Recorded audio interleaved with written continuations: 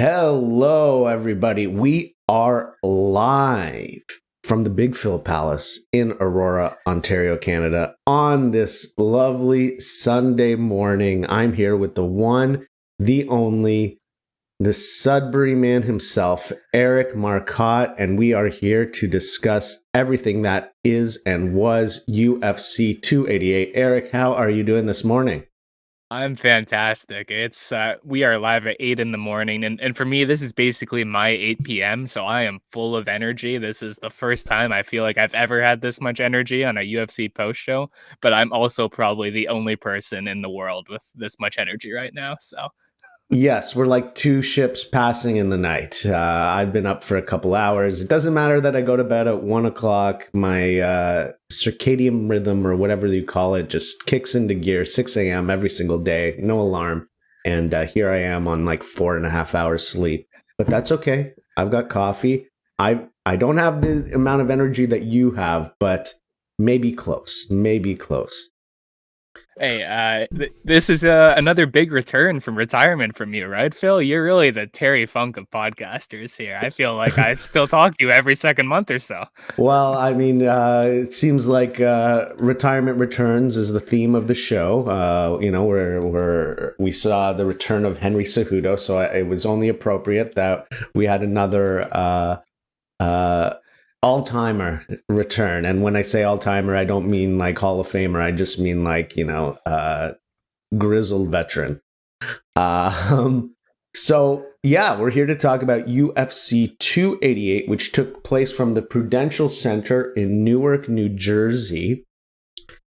UFC announcing a gate of 17,559 in attendance and a gate of $5,182,210. Another huge event for the UFC. They can't seem to do wrong with any of these pay-per-views. The event headlined, of course, by defending Bantamweight champion Aljamain Sterling taking on returning former Bantamweight and Flyweight champion Henry Cejudo. So before we get into the action, Eric, just wanted to get your thoughts about this main event. And first of all, the line for this fight was pretty even, with Henry Cejudo being a slight favorite, which was a bit of a surprise to me. So just your thoughts on that line and this matchup, and then B, just your ideas on Henry Cejudo returning after a 3-year layoff, and where he sort of stands in the pantheon of great MMA fighters, a 2-division champion, of course, the former Olympic champion in wrestling. So yeah, let's hear what you have to say about all that, Eric. All right, a lot of ground to cover there. So I will start with the fight itself. I was definitely looking forward to this one. I thought it'd be a really interesting stylistic matchup between the two. As far as the line is concerned, it didn't completely shock me. I mean, Aljamain Sterling has proved to be one of the top bantamweights in the world, the top bantamweight in the world at this point. But when you do look at his resume and you look through his last few fights, you'll see the DQ win against Petr Yan, a split decision win against Petr Yan, and the fight against TJ Dillashaw that you kind of have to throw out because TJ Dillashaw was in no shape to compete that night. So despite holding the bantamweight gold and defending it multiple times, it hasn't necessarily been that kind of reign where you look at the man and say, wow, that's a world beater. On the other hand, Henry Cejudo, he hasn't competed in 3 years, yes, but he did leave on one of the most impressive win streaks that we've seen in some time. So it didn't completely shock me to see the line as close as it was, nor to see Cejudo as the slight favorite. As far as Cejudo's status as an all-time great, you can't deny he's extremely accomplished. Of course, an Olympic gold medal in freestyle wrestling from the Beijing Olympics in 2008. Flyweight champion who defended his title, dethroned Demetrius Johnson to win it, arguably the greatest of all time. And then he moved up to Bantamweight, a title that he defended as well after winning it. So it is a very impressive career. But when we're talking about the all-time greats, I think one of the biggest things we factor into it is longevity. And if you look at Cejudo's record, it was very much a 2-year period where all of those big wins came, where he beat Sergio Pettis, Bellator bantamweight champion Sergio Pettis, Demetrius Johnson, TJ Dillashaw, Marlon Moraes, and Dominic Cruz. That's a very, very impressive win streak, one of the most impressive win streaks ever. But when you look at the rest of his MMA career, it's, there's some wins, there are some losses, but it doesn't really stack up towards those last few fights. So I don't quite rank him among the all-time greats, as accomplished as he is. Yeah, I'm kind of the same mindset. Like, great wins, and of course, winning both of those titles is very impressive. But I think also being able to defend your title multiple times is what really separates some of the all-time greats. Nonetheless, almost certainly a future Hall of Famer. And it turns out that line was pretty accurate, because this was an extremely competitive fight. Jon Anik, Daniel Cormier, and Joe Rogan on the broadcast. So how did the action go down in our main event, Eric? So Sterling is pressing forward to begin the fight in the first round, and he's trying to back Cejudo in the cage. It's Cejudo, though, who records the first takedown of the fight. He has a bit of control time before Sterling escapes, which is obviously a big win for Sterling against the Olympic gold medalist. As the round continues, Sterling is the more aggressive fighter, and you could see that he's having a lot of success whenever he's pushing the pace, really throwing a lot of kicks that were landing with decent power to the legs and body of Cejudo. Towards the end of the round, Sterling lands a nice pair of knees to the body, and he takes Cejudo's back as he brings him down, taking down the Olympic gold medalist, the second fighter to do it. He ends the round on Cejudo's back. I think we should go through this one round by round because it is a very close fight. How did he score the first round, Phil? I did score the first round 10-9 for Sterling. He was just a lot more active. Cejudo was able to get the takedowns and top control. Very nice takedown from Cejudo, but he really didn't do too much with it. As the round progressed, it seemed like he was getting a little bit better with them on the feet, as opposed to Sterling, who was very effective early on in the round. But then, Sterling gets that late takedown and lands a really big shot at the end of the round. And so I ended up giving it to him. Yeah, I'm in the same boat as you. I scored it for Sterling as well. We go into the second round. The fighters are trading kicks to the body. Cejudo is starting to find his rhythm offensively. He lands a really nice head kick at one point, but Sterling just kind of eats it and keeps going forward. The body kicks from Sterling are really finding their mark, almost like he isn't missing with any of these. I find Cejudo is eating them over and over again, but he's responding with kicks of his own. And as the round progresses, you start to see that Cejudo is finding success with his hands as well. Whenever he presses forward and throws short combinations, they are finding their target, perhaps more often than Aljamain Sterling was finding his target with his own punches throughout the bout. As the round progressed, I thought that Cejudo was just mixing up his offense a bit better, and he lands this nice right hand before time expires. I did score the second round for Henry Cejudo. How did you see it, Phil? So I scored this round for Aljamain Sterling. Again, it was sort of a story of volume. His shots were landing with power, but you could see in this round that Cejudo was definitely reading him a lot better, responding a lot better. And even though Sterling was winning the volume battle and landed some very powerful shots, it just seemed like Cejudo's strikes were having a little bit more impact. Like, Sterling was reacting a lot more when Cejudo did land. Nonetheless, I did give this round to Sterling, so I had him up 2-0 going into the third. Into round three, Sterling and Cejudo are still trading kicks until Cejudo just flurries forward with this nice short combination, and he takes the fight to the ground after sprawling on a takedown attempt from Sterling. Cejudo eventually does allow Sterling back to his feet here, where Sterling kind of engages Cejudo against the fence. He wrestles Cejudo to the ground momentarily, which is quite impressive. But the big part comes as Cejudo is picking himself back up, which he does with relative ease. Sterling lands a very nice knee to the head of Cejudo, which was probably his best shot of the fight to that point, in my opinion.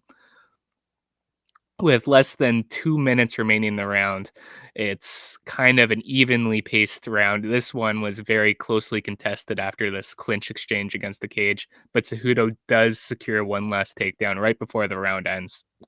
That shouldn't count for much, but if you listen to Joe Rogan or Daniel Cormier, that can sway around, so you never know. I scored this one for Aljamain Sterling. How about you, Phil? I scored this one for Henry Cejudo. It was super close again, like most of the other rounds. And it was kind of more of the same. I thought it was, even though Sterling kind of got that takedown, like he didn't do much with it except for that strike on the way up. And he worked really hard for that takedown. I mean, it was impressive that he was able to take Cejudo down a couple times in this fight. Really, nothing much came of any of it. Cejudo always got back to his feet. And super close round. And while, yeah, a takedown late in a round shouldn't count for much when the round is so close and you need to sort of separate the two fighters, that's kind of one little bullet that you have to draw on. So I did give this round to Henry Cejudo. Into the fourth round, it's Sterling doing the better work at the start, at least, applying pressure, mixing up his strikes well. But this was very much a fight that where the momentum was swinging towards whichever fighter was advancing. So when Aljamain Sterling was the fighter going on the attack, he was finding a bit more success. And when Henry Cejudo started pressuring forward, it was him who was finding more success. It was kind of a seesaw battle throughout the fight where whichever fighter was pressing forward was the one winning the fight. And that adds up big time when you look at the total volume stats. So this was one where I thought Sterling was a bit more active than Cejudo throughout. They're both going for takedowns, but both of their takedown defense, it's pretty solid. Both were finding a bit more success with their takedowns earlier in the bout. At this point, obviously, both men were a bit more tired, more fatigued, and the takedowns were a bit harder to come by. Sterling was starting to get some noticeable reactions out of Cejudo, in my opinion, whenever he was throwing these calf kicks. It was something that he went to throughout the bout, and by the fourth round, you could tell that they were having a slight effect on Cejudo. That's not to say he was in any way in danger of being stopped from them, but you could tell they were having an effect on the guy. At one point, Cejudo catches a kick from Sterling, and Sterling lands this very solid elbow, but Cejudo completes the takedown anyways. Sterling, not one to be content working from bottom, quickly works his way up and secures one last takedown of his own right before the round ends. Another close round. I gave the edge to Aljamain Sterling once again, so I had him up on the scorecards going into the fifth round. What about you, Phil? I did as well. I gave him this round, so we've got it 3-1 going into the fifth. I've just felt that even though I thought that Cejudo's striking was getting a little bit more reaction from Sterling than vice versa, it wasn't like so clear. And Sterling was landing more volume. He was doing a very good job of lateral movement. So even when he did get hit with the shot, it was kind of like a one and done. He never really got hit with any combinations in this fight. I thought the grappling exchanges, even on the cage, were excellent. Even though he didn't really secure a ton of takedowns, I just found that Henry Cejudo's positioning, wrist control, the way he was leveraging the underhooks, being the smaller fighter, was very impressive. And some of these little grappling exchanges against the cage were just super fascinating to watch for me. By any chance, did you catch the Demetrius Johnson Adriano Moraes fight from last night? I did see that fight. Yes. Well, I saw the last half. I missed the first round of I it. could see why some would find the fight a bit dull. I thought Demetrius Johnson was doing some like really interesting stuff with his back to the cage throughout that fight, like some really high level stuff from the clinch in a defensive position that I don't think we see from too many fighters. I think that's one that just stuck with me when watching some of these exchanges. Yeah, I mean, he was extremely effective. I just have to take care of Oh, this person. always a bit of fun in the YouTube chat. Yeah, excellent. Yeah, Demetrius Johnson in his fight, he was excellent against the cage. Again, against a bigger opponent, he was a lot more effective with his striking, landing some incredible knees to the body and also using great leverage and technique to reverse the position over and over again. So super impressive from him. Yeah, Demetrius Johnson, pretty good at fighting, I guess. Into round 5, the fighters touched gloves at the start of the round. Cejudo was the advancing fighter early, and as I mentioned earlier, this resulted in Cejudo finding a lot of success on the feet. At one point, Cejudo lands a big left hand before he grabbed after a single leg that Sterling just kind of shrugged off. Sterling changes levels later in the round, attempting to take Cejudo down, but Cejudo keeps it on the feet where he lands a big pair of knees to the body of Sterling. Late in the round, Cejudo secures another big takedown, but once again, isn't really able to do much with it before Sterling gets back to his feet. Even still, I thought Cejudo did more damage throughout this round, and I did score this final 5 minutes in his favor. What about you, Phil?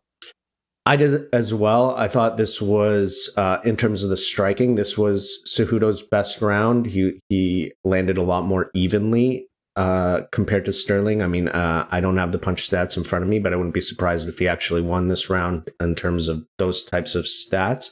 And he came out sort of knowing that he might be down in this fight. But again, Sterling's lateral movement really prevented Cejudo from really landing too many. What is going on here? We are just bombarded by trolls today. So interesting. They're out in full force at 8 a.m. Yeah. Anyway, so yeah, I thought Cejudo was really doing a good job in this round of having effective striking, but it just ultimately wasn't enough to put Sterling away, which is what I thought he needed to do, being down on the scorecards. So we go to the judge's decision when we get scorecards of 48-47, 48-47, and 147-48. So Aljamain Sterling retains his UFC Bantamweight Championship by split decision. Certainly a very close fight, and some debate will come out of it.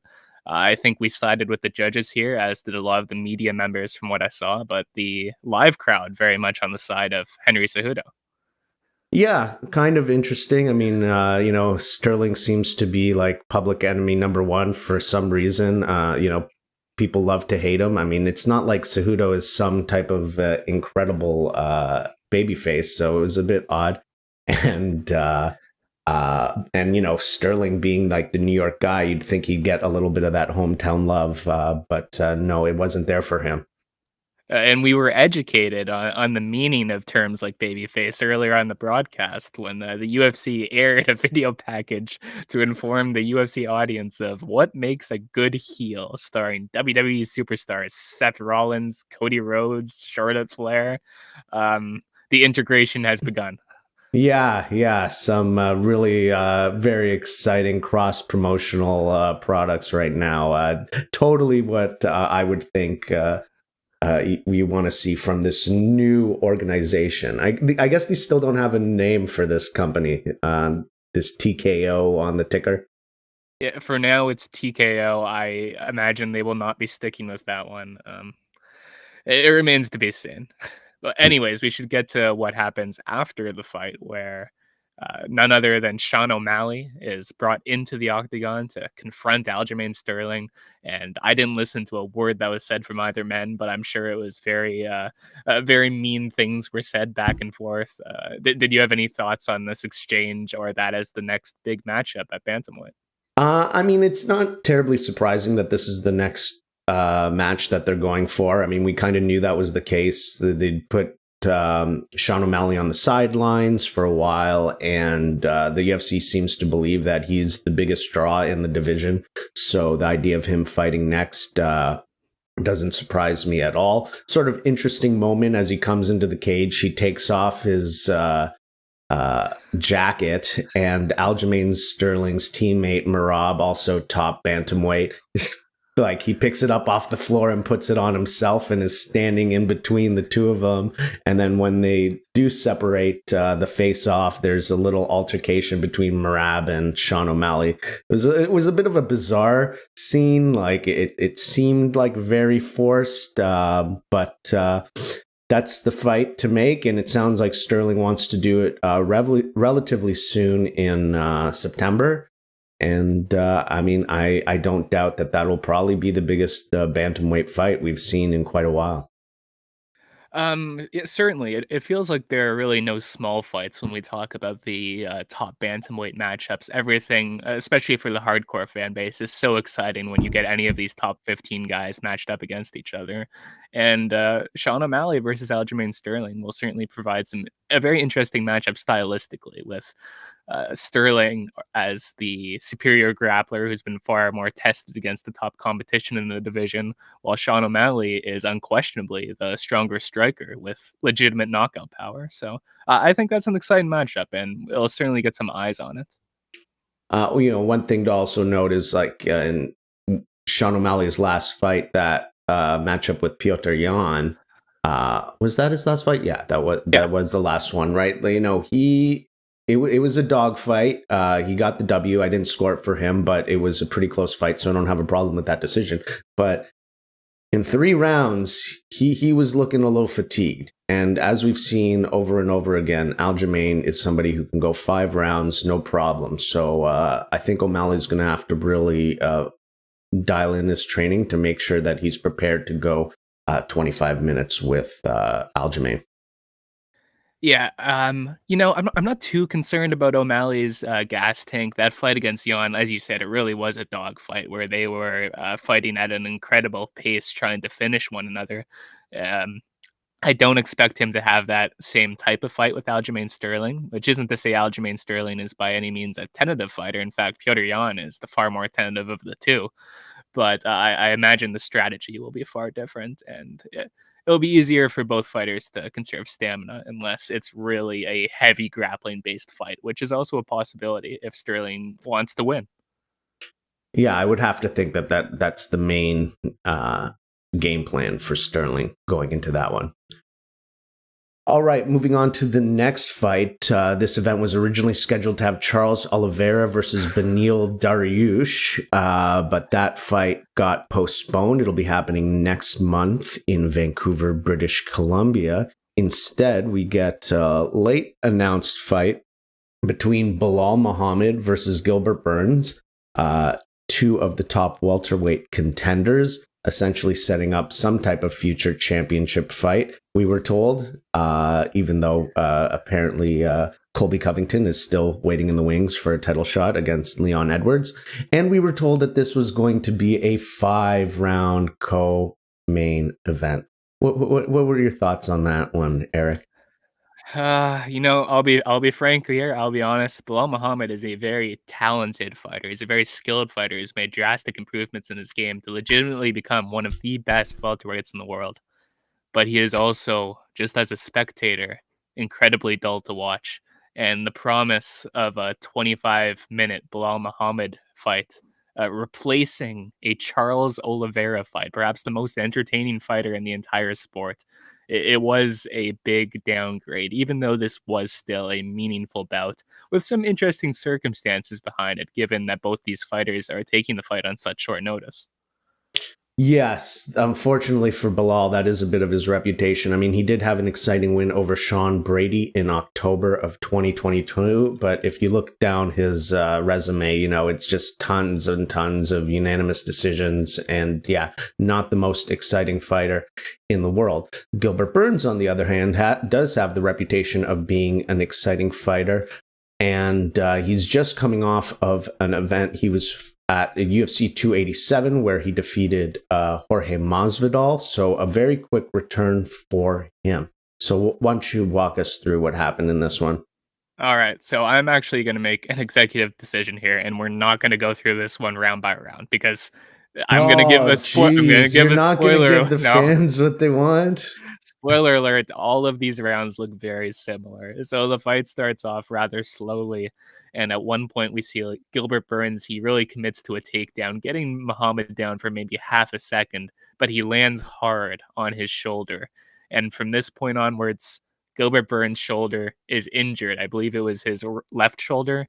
And he was largely unable to do much of anything throughout the bout other than hang on. He was forced to fight defensively for 5 rounds, and while at times he would land the occasional powerful shot as the more powerful fighter of the two, this was largely a fight where he was on the retreat, on his guard, trying to block all these heavy kicks from Muhammad, who was really targeting the body of Burns. Now, it was a very smart game plan from Belal Muhammad, who fought very patiently, picking Burns apart with short combinations of punches, as well as many, many, many powerful kicks to the body and leg. But I would say Burns was never, despite being badly injured to the point that he couldn't even really compete, he was never in danger of being finished at any point. And the crowd quickly turned on this one. It was a rather dull 25 minutes. I thought Belal Muhammad won every single round of this fight. Burns never really had him in any spots of trouble. He wasn't able to force the action too much. And despite Belal Muhammad on my scorecard winning every round, like I said, he never had Burns in that much danger either. So despite this being a big win over a skilled opponent, it's also not one that we'll probably remember in 2 weeks. Did you see the fight any differently than I did, Phil? No, 5 rounds, all of them going to Belal Muhammad. Just mixed it up really well. Landed great body kicks, good strikes to the head. A couple of head kicks even he landed.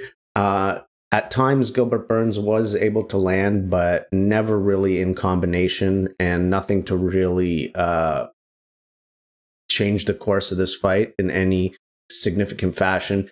And just, not having that left arm to work with just severely hampered him throughout the fight. And unfortunately, it wasn't a terribly exciting fight, and it was not a terribly exciting performance for Gilbert Burns. And let's just say this was a very long show, So to get this this fight that basically takes up 50 minutes of the broadcast past midnight, that's always a very rough time slot as people are just sort of waiting for the main event. The judges score the fight 50-45, 49-46, and 49-46, all for Belal Muhammad, who gets the unanimous decision victory. He cuts a decent promo after the fight, and he will likely fight for the UFC Welterweight Championship in his next fight. He's fought Leon Edwards before. It is I don't even know if you'd call it a blemish, but he has a no contest against Leon Edwards in his recent, 9 or 10 fight win streak. So I suppose that would be the more interesting of the two options, just given the history there. 25 minutes of Belal Muhammad versus Colby Covington sounds dreadful, but come on. I'm just saying it like it is, Phil. I'm sorry. That does not sound like a fun time. I don't know if it sounds so dreadful. I think Colby Covington has a style where he puts up a high pace, and I think it would be interesting to see how Belal responds to that.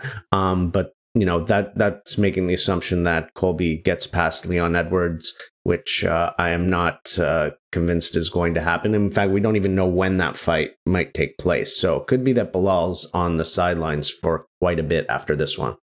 Yeah, even though the UFC seemed to really get behind Muhammad is fighting for the title in his next fight narrative, given the fact that Edwards versus Covington isn't even actually booked yet, I mean, it still feels like anything could happen in this division. And let me tell you, if this company finds a reason not to give Belal Muhammad a title shot, they will use it. I mean, if Shavkat Rakhmonov does anything of note, he will jump the line. If Khamzat Chimaev does anything of note, he will jump the line.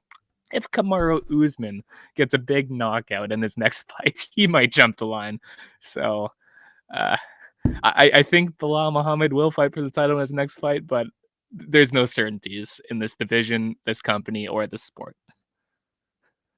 I don't disagree. I mean, I definitely would not put it as like some definite prophecy that Belal Muhammad's next fight is for the title. Although I do think, in this case, it will be just the way that the division is shaping up. Like, even though, yes, Kamaru Usman could get another shot after another performance, I don't think the UFC wants to put on that fight for a fourth time. And but nonetheless, anything can happen, and all sorts of machinations within the division could lead the UFC to make alternative plans.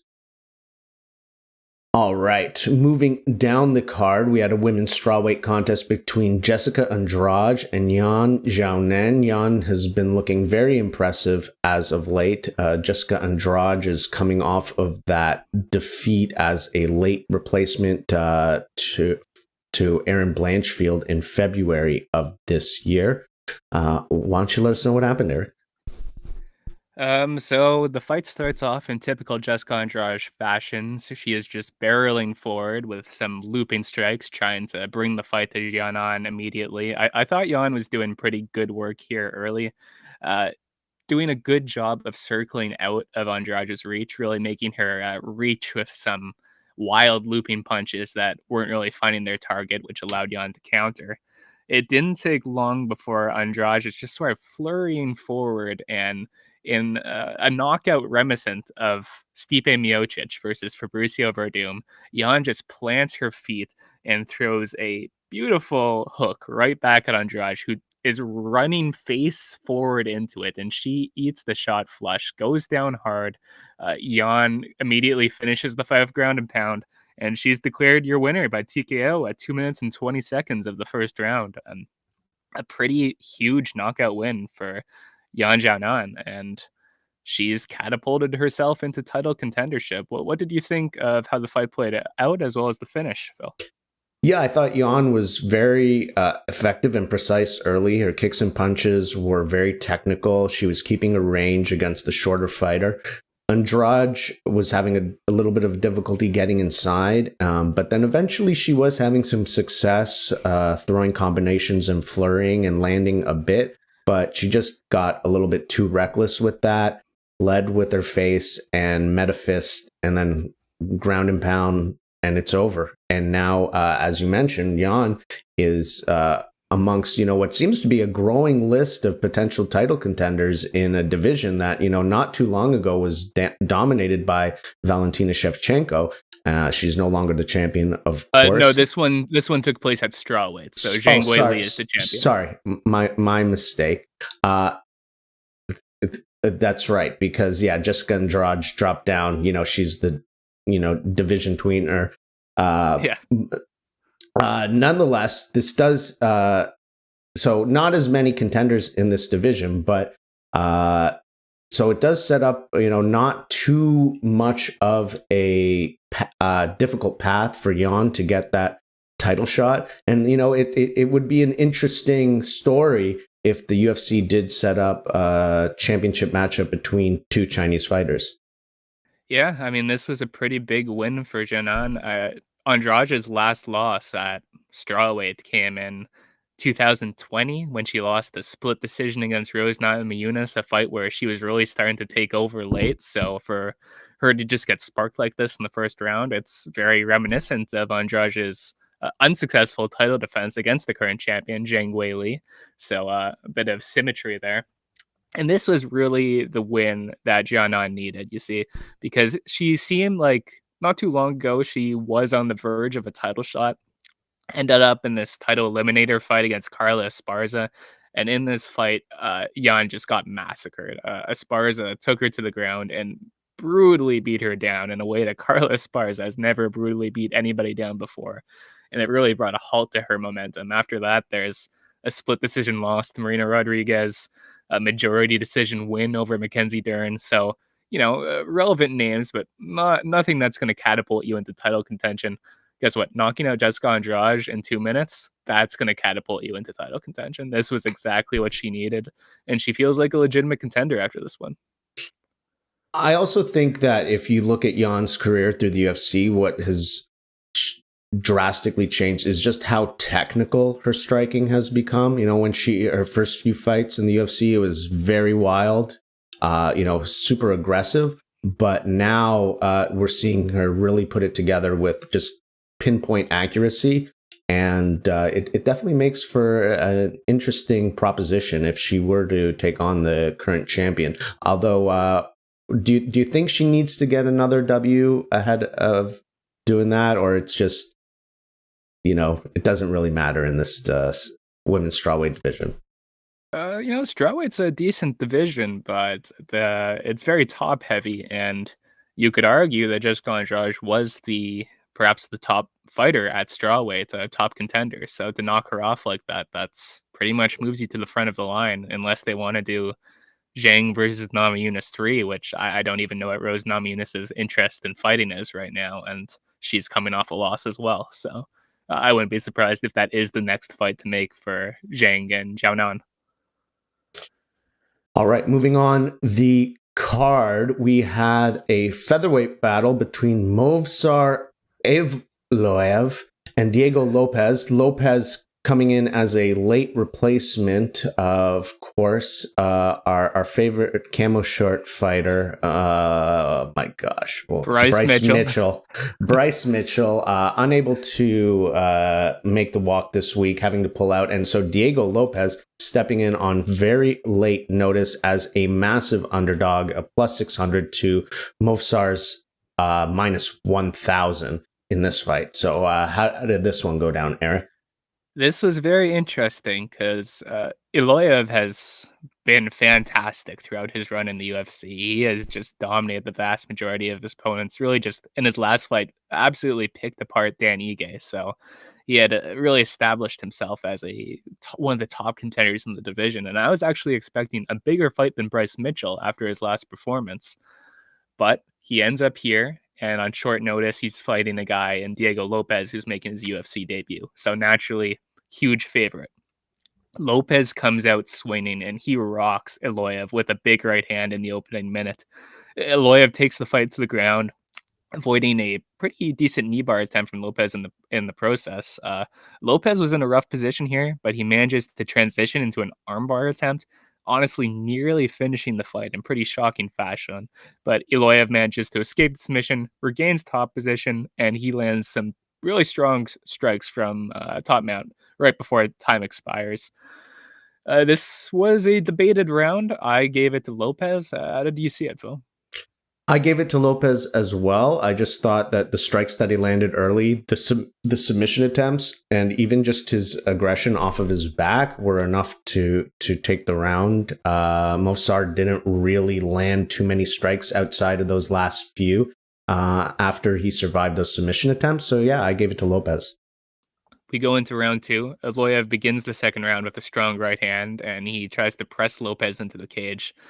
Evloev seems to be getting the better of these exchanges on the feet in the second round, but eventually decides to take the fight back to the ground anyways, where he had a decent amount of time to work. Much like the first round, he postures up where he lands some very solid ground and pound shots. He's attacking the body well towards the end of the round as well. Some very solid ground and pound here. I didn't think this was a close round at all. A pretty clear one for Evloev, yeah? Yeah, definitely. He seemed to really take over in this round, and we kind of just, that momentum seemed to continue into the third, even though Lopes did have some more submission attempts in that one. Exactly. So Evloev starts the third round. He's still getting the better of their exchanges on the feet. Although Lopes was never out of this either. He's landing the occasional strong counter to keep himself in the fight. Much like round two, Evloev eventually opts to take the fight to the ground around halfway in, where he's able to control the fight from the advantageous position until Lopes counters with another armbar attempt, once again coming close to locking the submission in. Evloev escapes, but Lopes rolls for a knee this time, and let me tell you, this knee bar looked like it fucking hurt. But hey, Evloev sticks with it until the end. The final horn sounds, and the fight goes the distance. This was an interesting round. I gave it to Evloev because I thought he did more damage, but obviously the submission attempts from Lopes were relevant as well. How did you see it, Phil? I had it exactly the same way. I just think that there was too much damage with the striking, and the submission attempts. The Kimura, there wasn't really anything from that Kimura. Yeah, he had some leverage with his leg behind the head, but he wasn't able to create any torque on it. The knee bar, on the other hand, was a little bit more effective. And had there been more time, it would have been interesting to see if he could have gotten more leverage from it. But ultimately, Movsar was able to hang on, and I thought he still deserved the round. I agree. My thoughts are exactly the same. We go to the judges, and we have scorecards of 29-28, 29-28, and 30-27, all for Movsar Evloev. He remains undefeated, and he remains undefeated in the UFC. After the fight, he seems to call out the Korean zombie who was in attendance. I don't see that fight happening, as the Korean Zombie was also recently called out by Max Holloway, which is a much bigger fight. But what did you think of the performance, and what's next for Evloev, Phil? I thought it was a good performance. I mean, it was a really exciting fight. He had to deal with some adversity. I think, people might criticize, he didn't dominate this late replacement, but, it's a change in opponent very late in the, this week, right? So, you have to give somebody a little bit of slack, even if maybe, he's going up against somebody who's a grappler just like Bryce Mitchell. It's still a different body, and you can't expect the exact same type of performance that you would. Now, where he stands in the featherweight division, I mean, it's kind of tough to say. He's got a lot of potential, it seems. But, he's not a huge name, and there are just some much bigger names in the division. So maybe a couple more fights before we can really start thinking about him actually challenging some of the top, a top fighter. It's tough to say because this was not a very impressive performance, even with the circumstances taken into account here. But his 6 fights prior to that one, he has looked quite dominant, and he's the 10th ranked fighter in the division. I don't think he should be fighting down in the rankings anymore. He should be fighting somebody ahead of him. Who that is, I'm not sure. Like I said, the Korean Zombie, that's a good call out, but I don't think the Zombie's going to take that fight at this point in his career, where Zombie's talking about retirement and the fight on the table is Max Holloway. Are you going to go fight Movsar Evloev? I don't think that's in the cards, even if it's a better fight for him, which it would be. What about Arnold Allen? Arnold Allen is, after his last fight against Dan Ige, that's actually the fight that I called for after. I thought Arnold Allen versus Movsar Evloev would make the most sense. So now with him coming off another win and Arnold Allen coming off a loss, I would be totally down to see that fight. And I think it'd be very logical matchmaking. Yeah, very exciting fight this was. It actually earned fight of the night bonuses for both fighters. And Diego Lopes, because of his performance, Dana White announcing that he will earn his show and win money. So good guy Dana on that one. Oh, he's a complete saint. What a generous act from such a kind-hearted man. Oh, give me a break. Listen, this was for Diego Lopes. I feel like I didn't say it enough because I was focused on Evloev, but this was a tremendously impressive performance to even hang in there like he did. Don't get me wrong, Evloev is not a guy who typically finishes anybody, but he also usually dominates his opponents. So for such a competitive fight to happen on like 3 days' notice, all the props in the world to Lopes. Looking forward to see what he can do with a full training camp against a fair ranked opponent. Yeah, I think people are definitely going to be interested when they set up his next fight, and he definitely deserves to have that proper training camp, as you just mentioned. All right, moving down the card to start the event, we had another returning fighter, somebody whose last fight was even longer ago than Henry Cejudo's. Kron Gracie coming in to take on Charles Jourdain. My God. Okay, before we even get into this, Kron Gracie, this man, as he was walking to the octagon, I couldn't believe the state he was in. It looked like Kron Gracie has been in a basement for 3.5 years, just staring at a white wall or something. Just his disheveled look, the look in his eyes, it threw me off as he was walking to the cage. Yeah, very. He doesn't have that sort of like star power persona where he's really he doesn't seem to want to generate a lot of hype and interest around his fights. It's just he wants to just go in there and take care of business. His last fight was extremely exciting against Cub Swanson in October of 2019. This fight, not so much. Yeah, we were wondering which version of Kron Gracie we would see here. Would we get jiu-jitsu ace Kron Gracie, who is 5-0 in the UFC? Would we get the aptly named the Kronrian zombie who stood and traded with Cub Swanson for 15 minutes like a madman? We didn't really get either of them here. So we start the fight, and Jourdain begins the fight with a nice sharp jab, which he lands multiple times, followed by these quick combination of hooks. Jourdain defends an early attempt from Gracie to take the fight to the ground and catches him with an uppercut just moments later. Gracie's striking was looking pretty bad here, and he was being caught by Jourdain repeatedly whenever Gracie attempted to pressure forward. Eventually, Gracie says, "You know what? Fucking nothing I'm doing is working here, so I'm just going to pull guard." And it's somewhat successful as he does manage to drag Jourdain down with him, but Gracie isn't able to do anything from his guard. Jourdain defends himself well before just standing back up and continues to control the fight on the feet. Bit of a strange opening round. 10-9 Jourdain, unquestionably, I think. We go. Go ahead, Phil. No, I mean, yeah, it's unquestionable. We go into round 2. Gracie presses Jourdain up against the cage early, where he successfully pulls guard once again. The result is exactly the same, as he can't really do anything from guard, and Jourdain eventually just stands back up after a lengthy period of top position. Jourdain is a much better striker, and he's just easily handling Gracie on the feet. Lands a sharp elbow as Gracie just marches forward at one point, which was one of his better shots.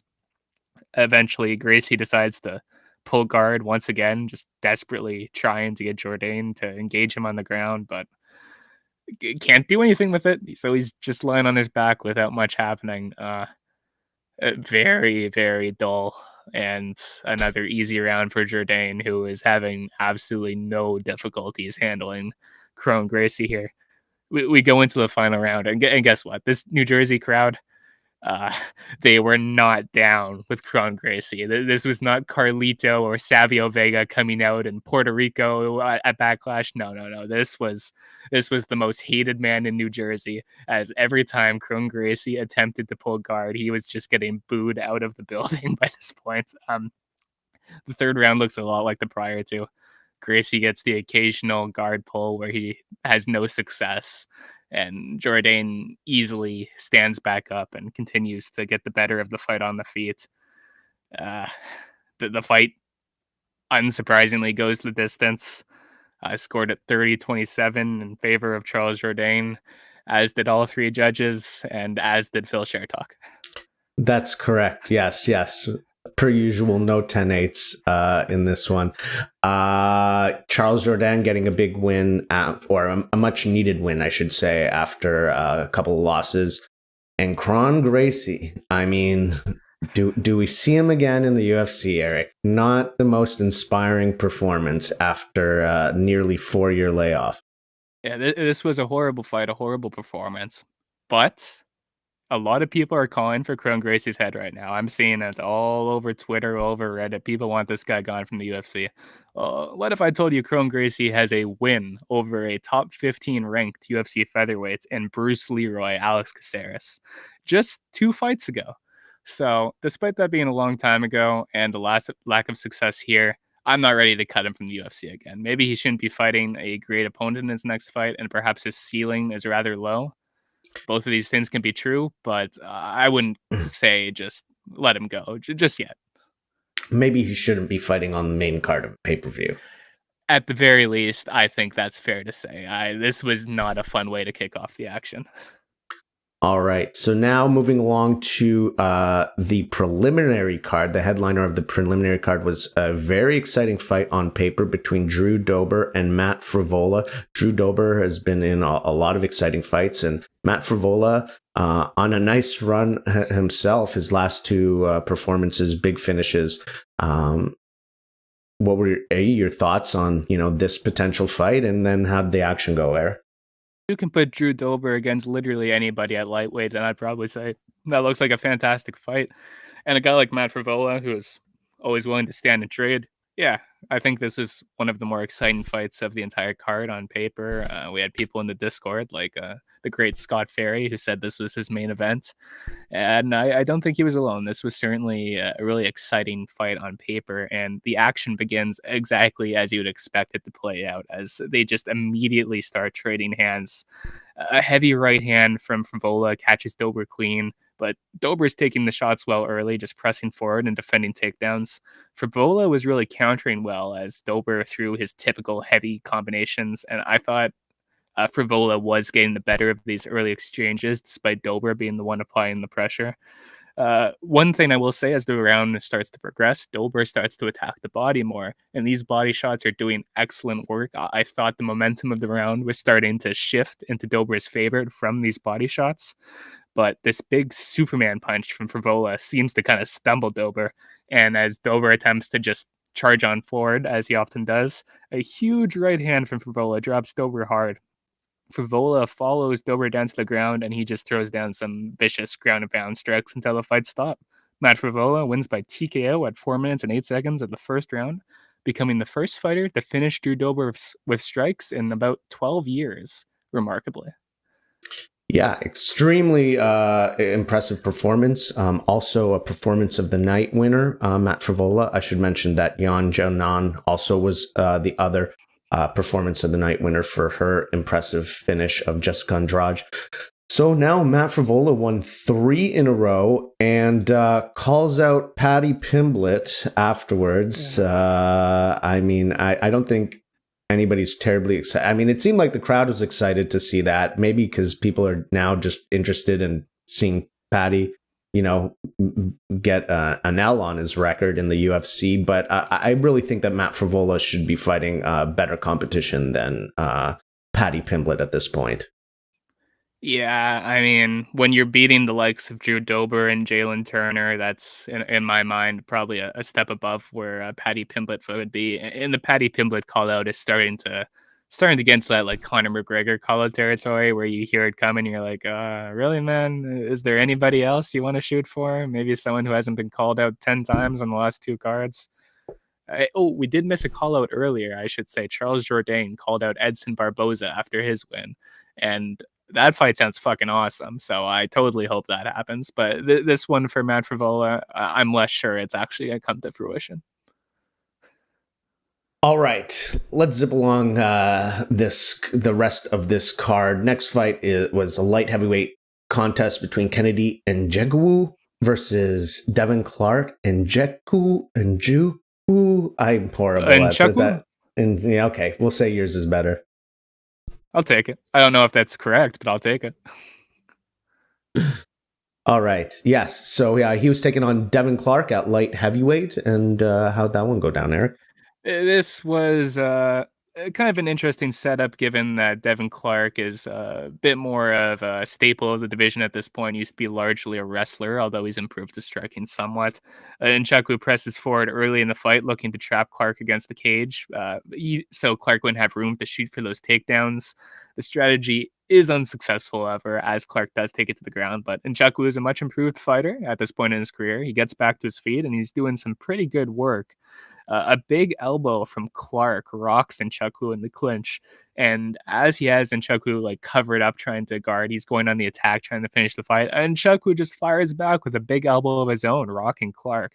And Clark was in significant trouble here. And Nzechukwu just starts unloading with elbow after elbow after elbow. And if there was any time left in this round, Nzechukwu may have secured the finish, but alas, there was no time remaining. And we did see a round 2.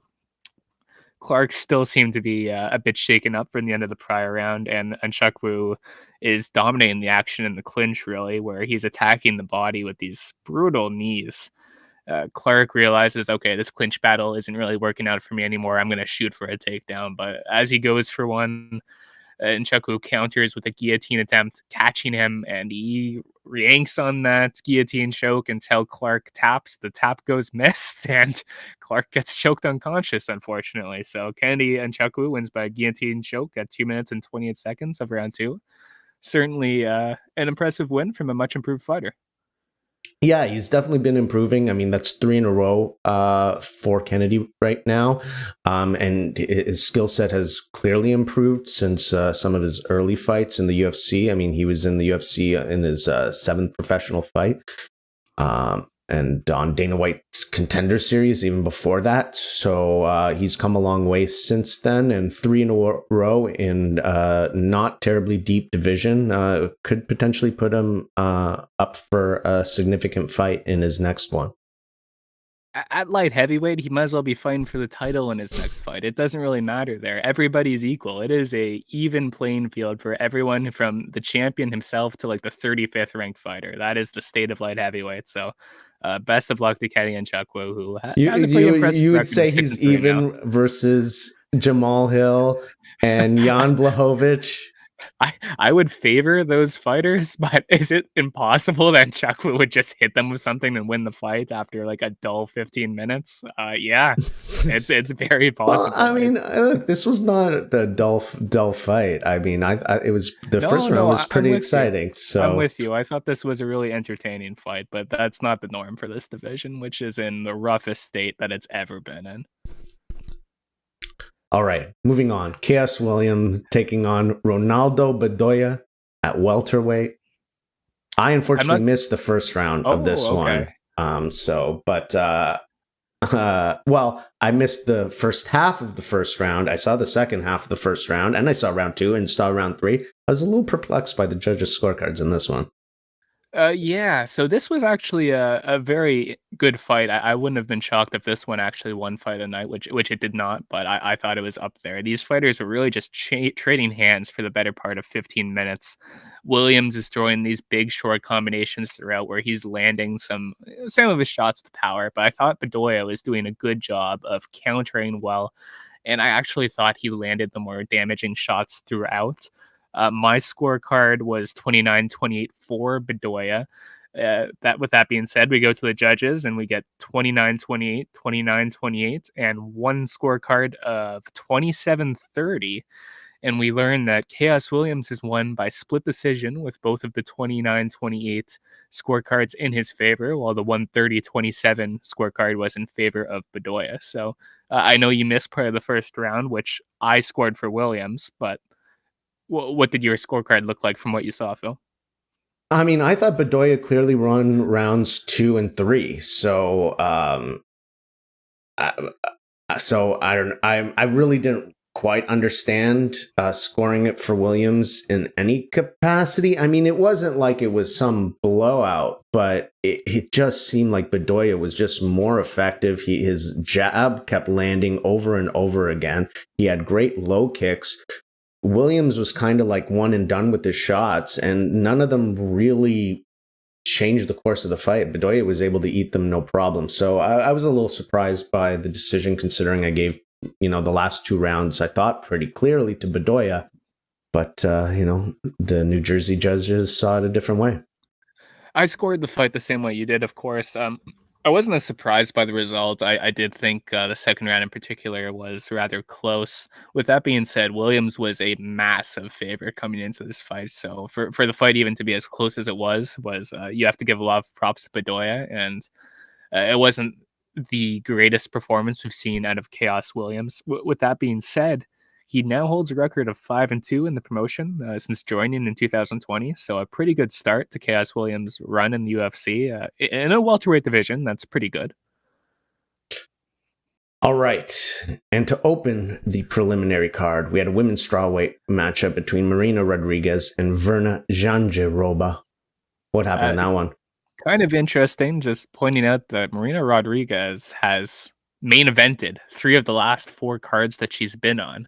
So to see her in the opening bout of the TV prelims, quite the downgrade from her. But maybe the UFC matchmakers just saw something I didn't hear, because this just would not be her night. Jandiroba quickly takes the fight to the ground.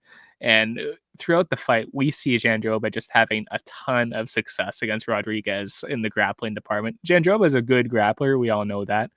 But Rodriguez has been tested against the top grapplers of the division throughout her run. She's been fighting top fighters for a number of years now. So to see Jandiroba dominate her in such convincing fashion throughout the first 2 rounds was rather surprising to me. Rodriguez down on the scorecards going into round 3, starts the third round with a bit more aggression.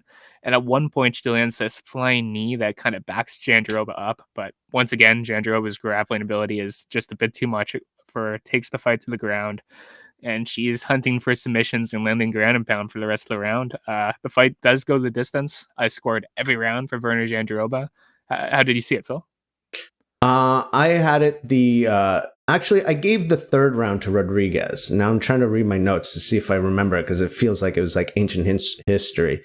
I think it was really just Rodriguez was landing a lot of like strikes from the bottom. She landed a bunch of up kicks towards the end of the round, so I did give her the third. But really, it was Virna dominating the grappling for most of the fight and taking her down at will. And despite losing that third round on my scorecard, I thought it was a very impressive performance by her. As did I. We get scorecards of 29-28, 29-28, and 30-27, all in favor of Virna Jandiroba. A pretty big win against one of your top contenders at Strawweight. Virna Jandiroba has been fairly consistent since joining the UFC, but she's never really approached that title contendership conversation. This is the kind of win against a fighter like Marina Rodriguez that's going to really catapult her up the rankings, and a big fight for her, probably in her next outing, one that could even potentially decide a title shot depending on who her opponent is. So I don't think there's any overstating how big of a win this was for Virna Jandiroba. Yeah, I think we were talking earlier about the strawweight division and how there's a lot of opportunity for new fighters to step up, and I think Virna is now one or two fights away from really being considered for a title shot, especially after a performance like this. Okay, why don't you just zip through the early prelims and yes, please. Oh, you know what? I, as much as I'd love to just zip by these, we need to spend a couple minutes on this one, Phil, because we had Braxton Smith versus Parker Porter in the heavyweight division, and we got an all-timer performance here, Phil. Braxton Smith, he comes out swinging for the fences. He's trying to finish this fight early. It's his UFC debut. He's never had a fight go past 2 minutes before, and he is looking for the kill. This man is a man on a mission, and he gasses out after 90 seconds. And after 90 seconds, the man is done.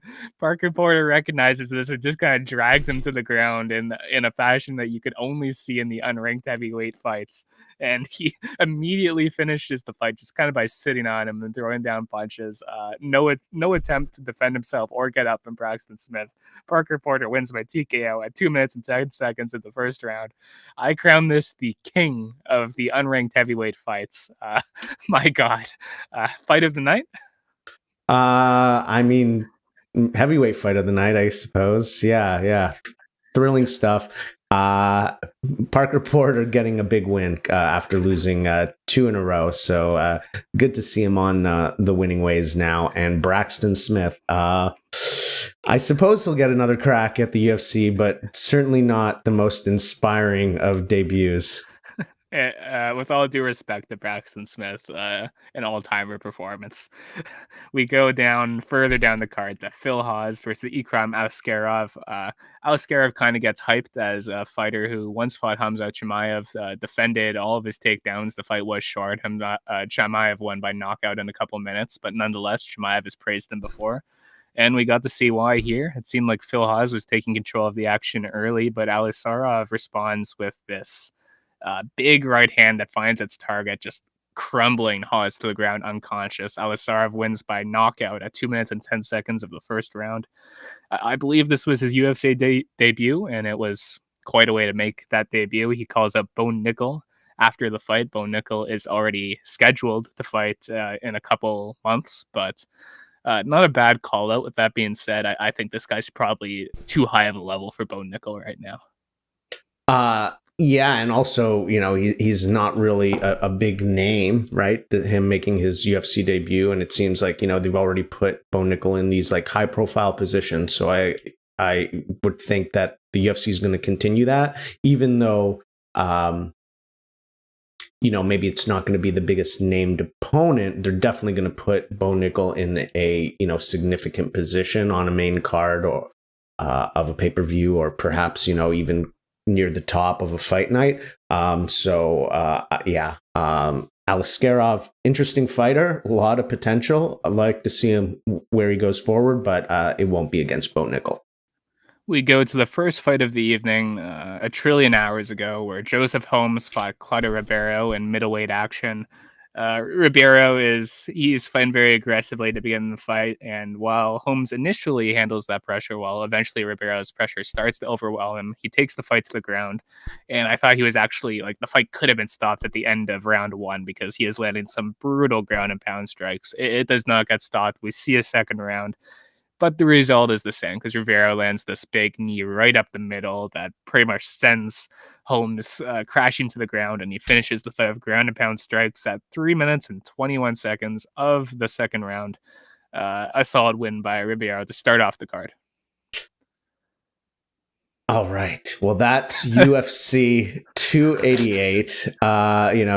Pretty decent preliminary and early prelims. The main card, not so much, although I will say that I thought that the main event was an excellent fight. It wasn't, some back and forth slugfest, but I just thought it was supremely technical and pretty much like the highest level of MMA that you can get. Agreed completely. It's not a fight that's going to be on many people's fight of the year list, but it was just such an elite fight. And, it's very rare that I watch a 25-minute MMA fight, and at the end I say, you know what? I could have gone for 10 more minutes of that. And this is one of the very few times where that was the case, where I felt like, man, I want to see these guys keep fighting. They can both keep going. It's such a close fight. I would love to see this fight continue to play out. And you know what? That's a sensation that seems to happen in the bantamweight division more than any other. So just an extremely talent-stacked division.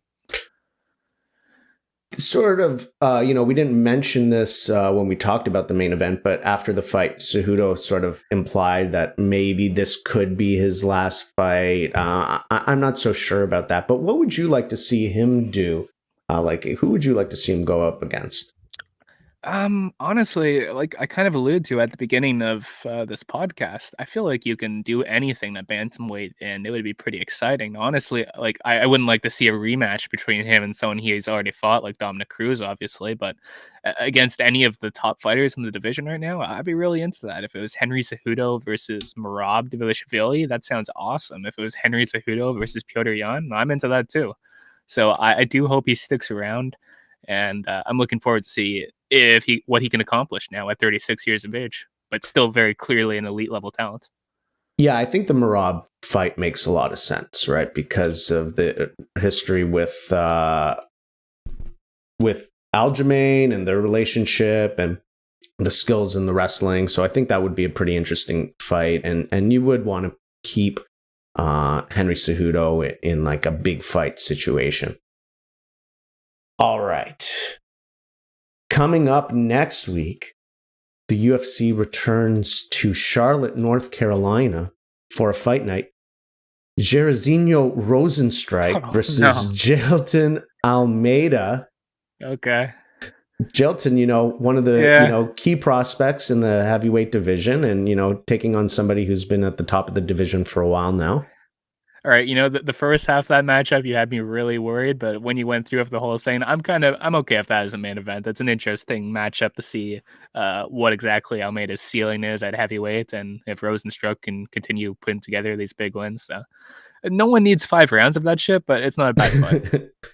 Also on that card, Anthony Smith versus Johnny Walker. Anthony Smith finally escaping the UFC Apex and headlining the preliminary card. Do you know what's headlining the preliminary card on this one, Eric? Oh, no, I have no idea what this card looks like. Please enlighten me. Matt Brown versus Court McGee. Oh, my God. A matchup of 2 men from a decade ago who've nearly died at respective points in their life. This is peak 2013 UFC welterweight, and I am here for it. Yes. And the next time that Eric is back, presumably with one John Pollock, will be on June 10th, 2023, as the UFC returns to Canada. They're at the Rogers Arena in Vancouver, British Columbia. This is their first time in Canada since, I think, 2019, when I want to say Cowboy Cerrone. Yeah, Cowboy versus Gaethje in September of 2019. So, long time coming, the UFC returning to Canada. That event is headlined by Amanda Nunes versus new replacement Irene Aldana. And also, and the aforementioned fight between Charles Oliveira versus Beneil Dariush is also scheduled to happen on that one. So, you're laughing at that women's bantamweight title fight. How come, Eric? It's not just that fight; it's this entire card. When they showed this card on the broadcast, I couldn't help but laugh because this is such a dreadful outing for a pay-per-view card. If Charles Oliveira, if that fight happens on this card as it was originally scheduled to, this wouldn't even be UFC Apex worthy. That is how bad this card looks, and to charge people $80 for it is beyond me. So I hope Charles Oliveira versus Beneil Dariush stays on the card because it is the one thing keeping me invested in this one. But an extremely poor outing for the UFC on pay-per-view, in my opinion. Yeah, that's definitely by far the best fight. I think there's a pretty interesting fight at featherweight here with Dan Ige taking on Nate Landwehr, but it's not the type of fight that's really going to sell pay-per-views, even though it's pretty exciting on paper. No, you need either big names or maybe sentimental names or top contenders, and uh, that's none of that. I mean, even Dan Ige has lost like 4 of his last 5 fights, right? It's hardly a matchup that's going to make moves at featherweight. Beneil Dariush and Charles Oliveira, that is the big one. It will determine the next lightweight contender, especially if Dariush wins. But listen, as far as the main event goes, Irene Aldana, she is probably the most deserving contender at bantamweight, in my opinion. It's a better fight than Nunes versus Pena 3. There's no one in the world who wanted to see that after their second fight was just so lopsided. And at least Aldana has the finishing power to make things interesting. I totally agree. I was not looking forward to seeing Nunes versus Pena 3 with the result of the previous fight. So, yeah, at least it's interesting, a new opponent. And, there's not really much else to say about that one. All right. That wraps up the post-wrestling coverage of UFC 288. Please hit that like button. Hit that subscribe button. Eric, do you have anything you want to say to the people as we sign off for the day? No, you know what? You can come join the fun at postwrestling.com/Discord. We're in there talking about MMA, pro wrestling, sports, whatever you want, really. It's a fun place with a lively community, and you can always join in on the fun. You can follow me at Eric Marcotte 705 on Twitter. And Phil, thanks for joining me here. I have a feeling we'll be seeing each other again here sometime. Well, yeah, I have a feeling we might be seeing each other not too long from now, perhaps in the flesh in June. Yes. Yeah. Post-wrestling, how interesting. postwrestling.com/live for people who want to experience AEW Forbidden Door pre-party and after-party being hosted by the guys at Poison Rana and John and Wei. Who knows who might show up for that one? I've heard a lot of rumors, and you won't believe the names that may be announced or may not be announced, who may be there or may not be there. It's something special. All right. I think we're ready to wrap this up. Thank you very much, everybody. Thank you, everybody who tuned in. Thank you, everybody in the Discord. Thank you, Eric. Peace out.